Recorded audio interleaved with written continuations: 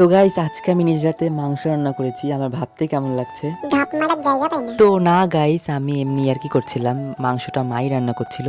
মা ওইদিকে গরম মশলা বাটছিল জন্য বললো আমাকে নেড়ে দে, নাছাটা লেগে যাবে, তো সেই জন্যই আমি নেড়ে দিচ্ছিলাম। তাই তো বলি, তোর মতো আট বাংলা পাঠা মাংস রান্না করতে পারবে? তো গাইস আমি মাংস রান্না করতে সত্যিই পারি, এটা বললে হবে না। অনেক কিছুই রান্না করতে পারি, যেরকম ম্যাগি, ভাত, ডাল, তরকারি, অনেক। আরে গাধা, ডাল তো 2 বছরের বাচ্চাও রান্না করতে পারে, আর ভাত তো চাপিয়ে দিলে তো হয়ে যায়, ওটা আবার কি রান্না করতে হয়? তো গাইস মাংস কষানো হয়ে যাওয়ার পরে মামাকে দুটো টেস্ট করতে দিয়েছিল, যে লবণ ঝাল ঠিক আছে নাকি দেখার জন্য। ছাতার মাথা দিয়েছিল তোকে লবণ ঝাল টেস্ট করতে, দেখছিস কি হেরের মতো তাকিয়ে আছিস মাংস দিয়ে ড্যাব ড্যাব করে, ওই জন্য টেস্ট করতে দিয়েছে বান্দর মুখে ছেলে টাকার। ও বাদ দাও তো ওর কথা।